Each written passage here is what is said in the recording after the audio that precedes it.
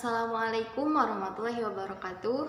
Perkenalkan, nama saya Ispi Aspiati dari Program Studi Pendidikan Guru Sekolah Dasar kelas 4A Universitas Muhammadiyah Tasikmalaya. Video ini saya buat untuk memenuhi salah satu tugas Al-Islam Kemuhammadiyahan. Di sini saya akan menjelaskan mengenai karya monumental Islam dalam ipteks.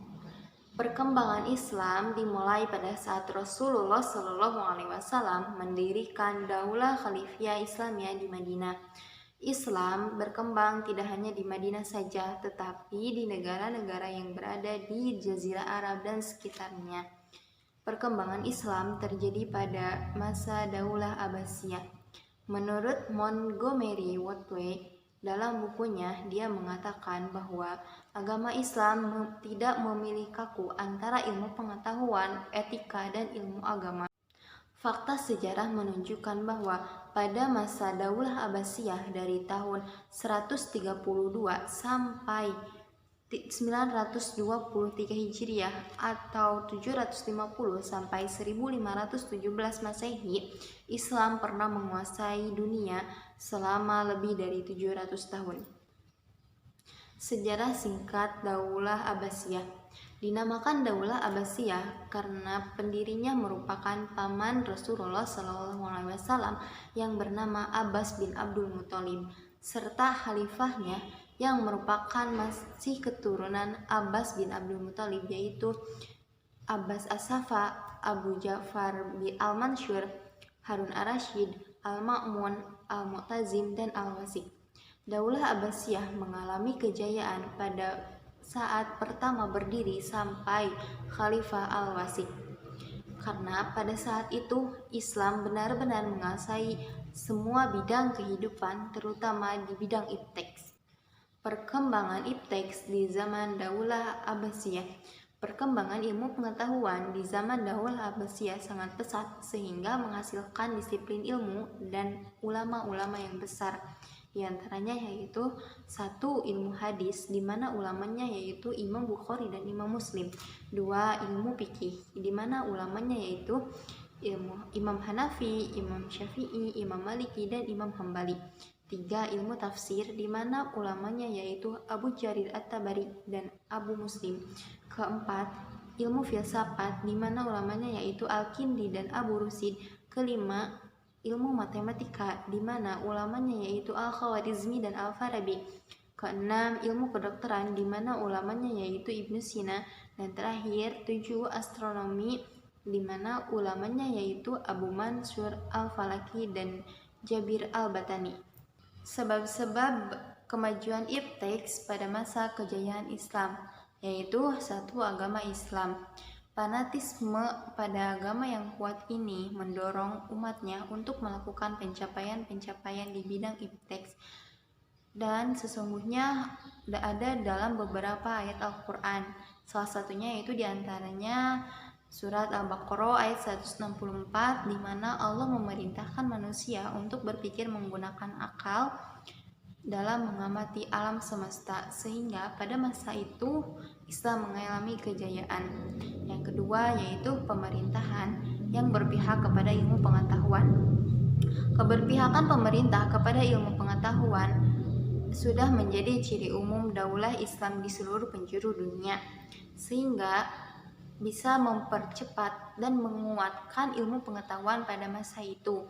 Cirinya yaitu dengan membantu akademi-akademi dan perpustakaan, di mana perpustakaan itu menjadi pusat baca masyarakat. Tiga, bahasa Arab. Semenjak pemerintah Daulah Umayyah, perkembangan ilmu pengetahuan sudah dimulai, yaitu dengan menerjemahkan buku-buku ke dalam bahasa Arab.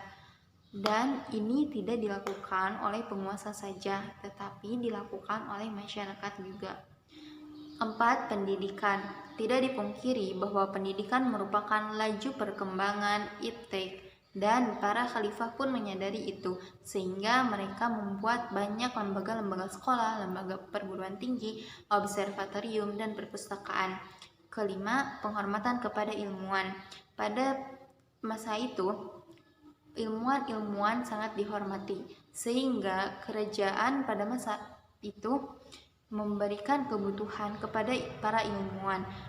baik itu finansialnya ataupun dan yang lainnya, sehingga para ilmuwan tidak memikirkan kebutuhan untuk hidup sehari-hari dan mereka bisa fokus untuk mengajar, membimbing murid, dan melakukan penelitian-penelitian.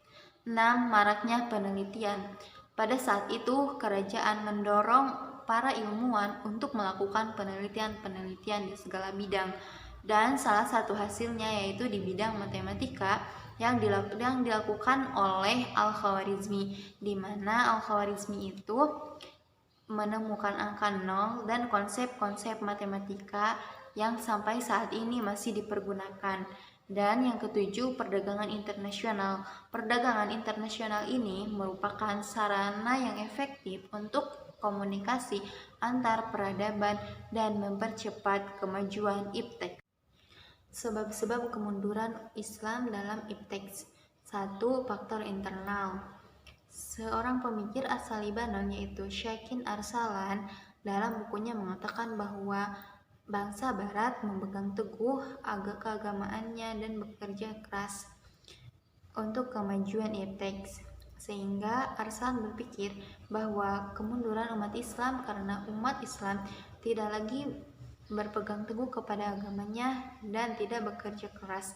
Dengan kata lain, kemunduran umat Islam dalam iptek ini karena umat Islam tidak bekerja keras, rendah diri, dan mudah menyerah, serta sebagian banyak orang yang tidak memegang teguh lagi nilai-nilai agamanya.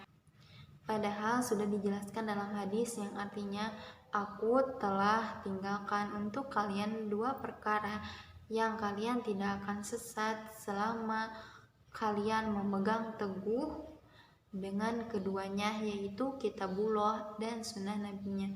Hadis riwayat Malik. 2. Faktor eksternal, yaitu 1. Berawal dari bangsa Barat yang menyadari bahwa pentingnya iptek. Yang kedua, adanya fanatisme agama. Bangsa Barat yang agamanya Nasrani ingin menunjukkan bahwa agama mereka juga bisa maju di bidang iptek sebagaimana umat Islam. Yang ketiga, bangsa Barat yang berjiwa petualang, yang sehingga mereka menemukan benua baru seperti yang dilakukan oleh Columbus. Dia menemukan benua Amerika. Yang keempat, bangsa Barat sengaja menghancurkan observatorium yang didirikan oleh Taqi al-Din di Konstantinopel pada tahun 1580 yang menjadikan umat Islam kehilangan sumber pengetahuan. Yang kelima, ketergantungan negara-negara Islam pada ekonomi Eropa. Yang keenam, akibat kolonialisme negara-negara Islam yang bahasa nasionalnya menggunakan bahasa Arab karena terdesak, akhirnya mereka menggunakan bahasa penjajah. Dan yang ketujuh, karena akibat kolonialisme, stabilitas politik dan ekonomi negara-negara Islam mulai menurun. Upaya kebangkitan kembali umat Islam dalam iptek. 1. Bahwa umat Islam harus selalu memegang teguh Al-Quran dan As-Sunnah. Yang kedua, harus selalu bekerja keras tanpa mengenal lelah untuk mewujudkan perkembangan iptek. Ketiga, mengirimkan pelajar untuk mendalami iptek. Keempat, adanya kontak Islam dengan Barat. Kelima, pola pembaharuan pendidikan umat Islam yang berorientasi pada pemikiran modern di Eropa. Ketujuh, pola pembaharuan pendidikan Islam yang berorientasi dan bertujuan untuk pemurnian ajaran Islam.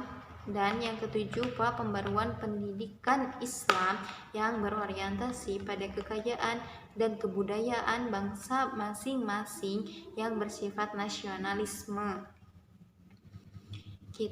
Kejayaan Islam pada masa Daulah Abbasiyah mencerminkan bahwa Islam itu sangat luar biasa. Bahkan Eropa seolah-olah tidak bisa menghadapi kejayaan Islam pada saat itu, terutama dalam bidang iptek. Meskipun pada masa Daulah Abbasiyah Islam mengalami kemunduran. Kita sebagai generasi penerus harus selalu senantiasa bekerja keras, berusaha agar menjadi generasi yang pantang menyerah Apalagi di zaman modern ini, kemajuan ipteks yang semakin sulit untuk dibendung. Sekian yang dapat saya sampaikan mengenai karya monumental umat Islam dalam ipteks. Semoga bermanfaat. Mohon maaf apabila terdapat banyak kekurangan dan kesalahannya. Terima kasih. Wassalamualaikum warahmatullahi wabarakatuh.